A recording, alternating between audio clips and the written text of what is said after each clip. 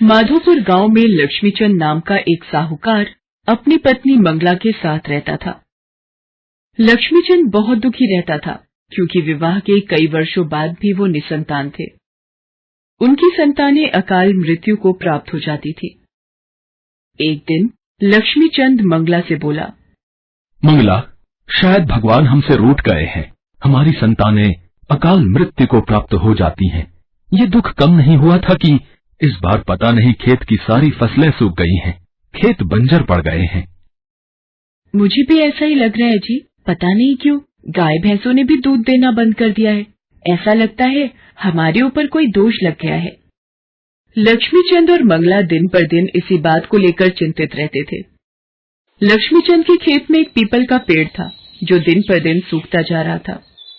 एक दिन लक्ष्मीचंद और मंगला उसी पीपल के पेड़ के नीचे बैठे बात कर रहे थे।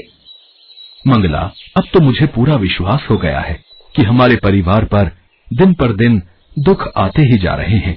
कोई निवारण भी समझ नहीं आ रहा है। आप सही कह रहे हो। सोचने की बात है, फसलें सूख गई, गाय भैंसों ने दूध देना बंद कर दिया है, संतान के सुख से भी हम वंचित हैं। हमारे ऊपर इतने दुखों का पहाड़ क्यों टूट पड़ा है। मंगला बात कहते कहते रोने लगती है।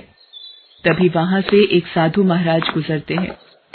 लक्ष्मीचंद और मंगला साधु महाराज के चरण छूकर प्रणाम करते हैं। सदा खुश रहो।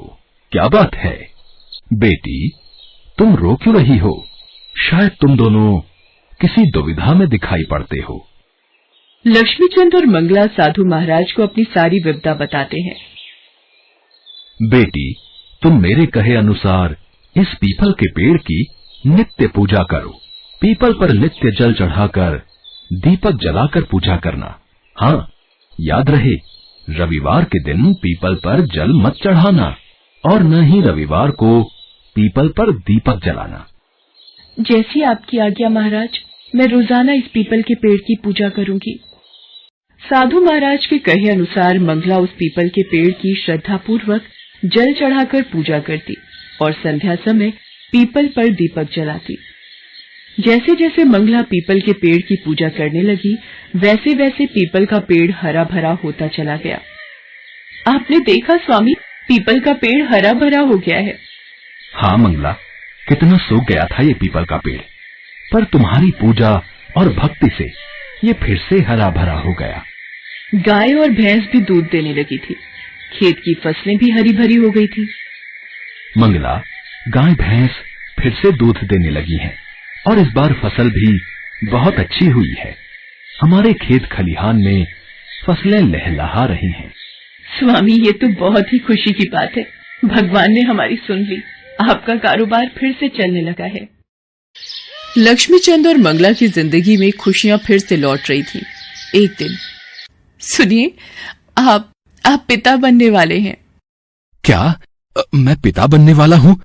मंगला, तुम नहीं जानती आज मेरे लिए कितना बड़ा खुशी का दिन है। 9 माह के पश्चात मंगला एक प्यारे से बेटे को जन्म देती है। लक्ष्मीचंद और मंगला का परिवार संतान को पाकर खुशी से फूला नहीं समाता। तभी लक्ष्मीचंद और मंगला को पता चलता है कि वही साधु महाराज फिर से गांव में पधारे हैं। वो अपने बेटे को साधु महाराज का आशीर्वाद दिलवाने उनके पास जाते हैं। आओ वत्स, जीते रहो। महाराज, मेरे पुत्र को आशीर्वाद दीजिए। आपकी कृपा से ही आज मेरे परिवार में खुशहाली है। आज मेरा परिवार संपन्न है। साधु महाराज, आपके ही आशीर्वाद से हमें संतान का सुख प्राप्त हुआ। इनका कारोबार भी अच्छा चल पड़ा है। गाय भैंसों ने फिर से दूध देना शुरू कर दिया है। खेत भी हरे भरे हो गए हैं और खेत में जो पीपल का वृक्ष था वो भी हरा भरा हो गया है। बेटी, ये सब मेरे कारण नहीं बल्कि तुम्हारे पितरों के आशीर्वाद से ठीक हुआ है। लक्ष्मीचंद, तुम्हारे पूर्वज किसी कारणवश तुमसे नाराज हो गए थे। पितृदोष के कारण ही तुम्हारे परिवार पर यह संकट था। मंगला द्वारा पीपल की पूजा से तुम्हारा पितृदोष हट गया। पीपल की पूजा करने से पितृ प्रसन्न होते हैं। मेरा आशीर्वाद सदैव तुम्हारे परिवार के साथ है। सदा खुश रहो। साधु महाराज का आशीर्वाद लेकर लक्ष्मीचंद और मंगला अपने पुत्र को लेकर घर आ जाते हैं। मंगला पहले की भांति ही पीपल की पूजा करती थी। उस दिन के बाद से लक्ष्मीचंद के परिवार पर कोई भी बाधा नहीं आई। वो अपने परिवार के साथ खुशहाली से जीवन व्यतीत करने लगा। पितृपक्ष के दौरान पीपल के पेड़ की जड़ में जल चढ़ाना चाहिए और घी के दीपक जलाएं। मान्यता है ऐसा करने से पितर खुश हो जाते हैं। पितृपक्ष में पितरों का तर्पण करने के साथ ही पीपल के वृक्ष की जड़ को जल अवश्य अर्पित करना चाहिए। साथ ही शाम के वक्त दीपक जलाना चाहिए, क्योंकि मान्यता है कि पीपल के पेड़ पर पूर्वजों का वास होता है और पीपल के वृक्ष की पूजा करने से पितृ प्रसन्न होते हैं और मनुष्य की सभी बाधाएं दूर हो जाती हैं और मनोकामनाओं की पूर्ति होती है।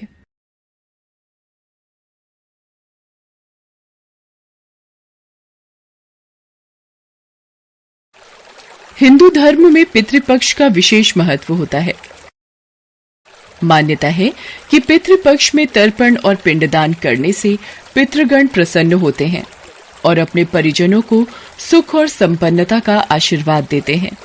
पितृपक्ष पर पितृलोक से पितर धरती पर किसी न किसी रूप में आते हैं। शास्त्रों में कहा गया है कि पितरों के तर्पण करने से पितृदोष खत्म हो जाता है। हिंदू पंचांग के अनुसार भाद्रपद माह के शुक्ल पक्ष की पूर्णिमा से सर्व पितृ अमावस्या तक पितृपक्ष रहता है।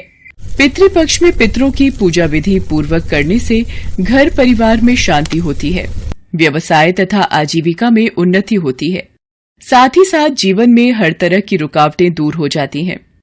पितृपक्ष की पूजा के लिए सुबह उठकर नहाएं, उसके बाद पूरे घर की सफाई करें। घर में गंगा जल और गौमूत्र भी छिड़कें। दक्षिण दिशा में मुंह रखकर तांबे के चौड़े बर्तन में काले तिल, गाय का कच्चा दूध, गंगा जल और पानी डालें। उस जल को दोनों हाथों में भरकर सीधे हाथ के अंगूठे से उसी बर्तन में गिराएं। इस तरह 11 बार करते हुए पितरों का ध्यान करें। महिलाएं शुद्ध होकर पितरों के लिए भोजन बनाएं। श्राद्ध के अधिकारी व्यक्ति यानी श्रेष्ठ ब्राह्मण को न्योता देकर बुलाएं। ब्राह्मण को भोजन करवाएं और निमंत्रित ब्राह्मण के पैर धोने चाहिए। ब्राह्मण भोजन से पहले गाय, कुत्ते, कौवे, देवता और चींटी के लिए भोजन सामग्री पत्ते पर निकालें। दक्षिण दिशा में मुंह रखकर कुश, जौ, तिल, चावल और जल लेकर संकल्प करें और 1 या 3 ब्राह्मणों को भोजन कराएं। इसके बाद भोजन थाली अथवा पत्ते पर ब्राह्मण हेतु भोजन परोसें। भोजन के उपरांत यथाशक्ति जितना आप दान कर सकते हो दक्षिणा और अन्य सामग्री दान करें। इसमें गौ, भूमि, तिल, स्वर्ण, घी, वस्त्र, अनाज, गुड़, चांदी तथा नमक, जिसे महादान कहा गया है, का दान करें। इसके बाद निमंत्रित ब्राह्मण की 4 बार प्रदक्षिणा कर आशीर्वाद लें। पितृपक्ष की पूजा का महत्व एक पौराणिक कथा द्वारा मिलता है। एक बार जब महाभारत के युद्ध में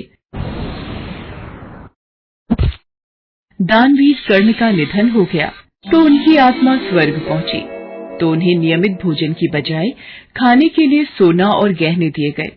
इस बात से कर्ण निराश हो गए। हे प्रभु, ये मुझे भोजन के बदले खाने के लिए सोने के गहने और आभूषण क्यों परोसे जा रहे हैं? मुझे इसका कारण देवराज इंद्र से पूछना होगा। कर्ण की आत्मा देवराज इंद्र के पास जाती है। आओ महाशक्तिशाली दानवीर कर्ण, स्वर्गलोक में आपका स्वागत सत्कार तो भली भांति हुआ है ना? मैं असमंजस में हूं देवराज इंद्र। मुझे भूख लगी है, पर यहां मुझे भोजन की जगह गहने और आभूषण परोसे जा रहे हैं। हे दानवीर कर्ण, इसका एक मूल कारण है जो आपके कर्मों से जुड़ा है। मनुष्य अपने जीवन काल में जितना दान पुण्य करता है उतना ही मरने के उपरांत उसकी आत्मा को प्राप्त होता है। पर देवराज इंद्र, मैंने तो हमेशा दान करने में कोई कमी नहीं छोड़ी। ये बात आपको भी ज्ञात है। मैं जानता हूं दानवीर कर्ण, आपके द्वारा किए गए दान को युगों युगों तक याद किया जाएगा, पर आपने अपने पूरे जीवन में सोने के आभूषणों का दूसरों को दान किया, लेकिन कभी भी अपने पूर्वजों को भोजन दान नहीं दिया। हे देवराज इंद्र, मैं अपने पूर्वजों के बारे में नहीं जानता। इस कार्य में कृपा करके मेरी सहायता कीजिए। हे कर्ण, मैं आपकी सहायता अवश्य करूंगा। मैं आपको 15 दिनों की अवधि के लिए पृथ्वी पर वापस जाने की अनुमति देता हूं, ताकि आप अपने पूर्वजों को भोजन दान कर सको और पितृपक्ष के ऋण से मुक्त होकर पितरों के लिए किए दान और पुण्य का लाभ आपको मिल सके। धन्यवाद देवराजेंद्र। और फिर देवराज इंद्र की कृपा और आशीर्वाद से कर्ण ने धरती पर 15 दिनों तक रहकर अपने पितरों के नाम का दान और पूजा की। तभी से इसी 15 दिन की अवधि को पितृपक्ष के रूप में जाना जाता है। लोक मान्यता के अनुसार और पुराणों में भी बताया गया है कि पितृपक्ष के दौरान परलोक गए पूर्वजों को पृथ्वी पर अपने परिवार के लोगों से मिलने का अवसर मिलता है।